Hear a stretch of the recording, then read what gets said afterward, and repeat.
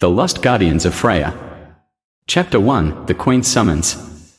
The golden halls of Sesrumnir shimmered under the eternal glow of Folkvanger's sky.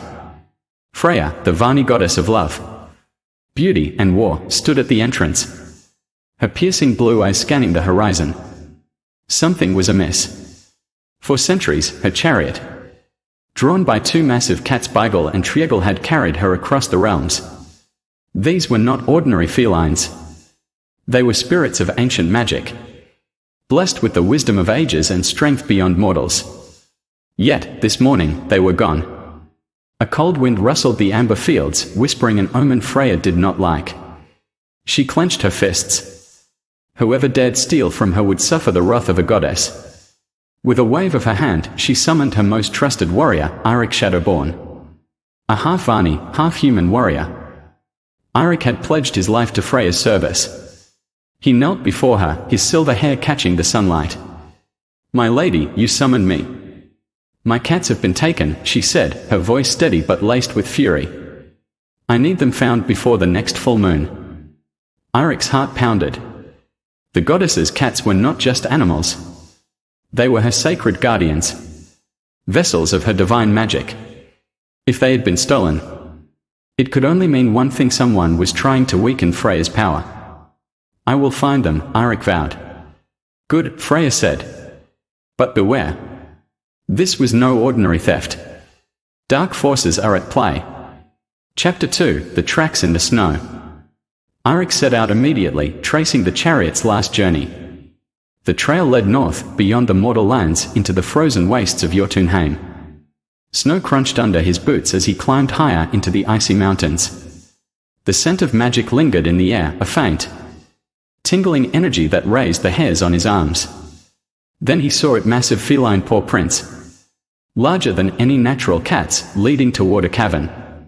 Drawing his sword, he entered the darkness. Inside, the air was thick with the stench of blood and sorcery. Strange runes glowed on the walls, pulsing with an eerie red light. At the center of the cavern stood a hooded figure, chanting in a tongue older than time. Bygul and Trjegul were there, shackled with iron chains that crackled with dark energy. Their eyes, once fierce and intelligent, were dull, as if their very spirits were being drained. Eirik stepped forward. "Release them." The figure turned, revealing a face twisted with hatred and hunger for power. "You are too late, servant of the goddess," the sorcerer hissed. "Their magic will soon be mine." Eirik lunged, but the sorcerer raised his hand, and a force slammed into him, sending him crashing against the wall. "Fool," the sorcerer sneered. "Freyja's reign is over. The age of darkness begins." Chapter 3, A Deal with the Trickster. Bruised but undeterred, Eirik knew he couldn't defeat the sorcerer alone. He needed help. And there was only one being cunning enough to turn the tides: Loki.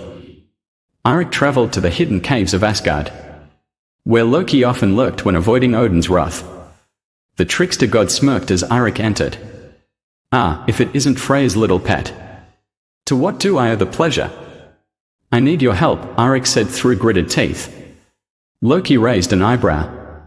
"How interesting. And what, pray tell, do I get in return?" Eirik hesitated. Dealing with Loki was like dancing with fire. "What do you want?"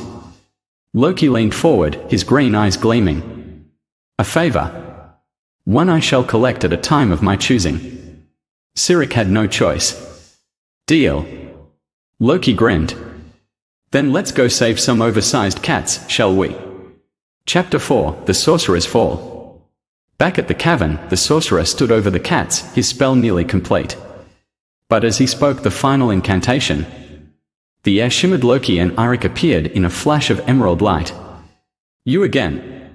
The sorcerer snarled. Loki yawned. "Honestly, you villains always monologue too much." With a snap of his fingers, the chains around the cats shattered. The sorcerer shrieked, but before he could react, Bygul and Trjegul pounced, their restored power rippling through their sleek bodies. The battle was swift. Eirik's blade found the sorcerer's heart, and the cavern trembled as the dark magic dissipated. As the dust settled, Loki clapped. "Well, that was fun. Now, Eirik, don't forget our deal. Eirik's stomach twisted.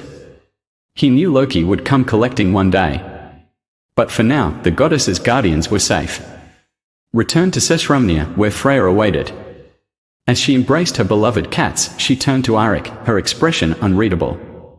You have done well, she said. But a debt to Loki is a dangerous thing. Eirik nodded. I know.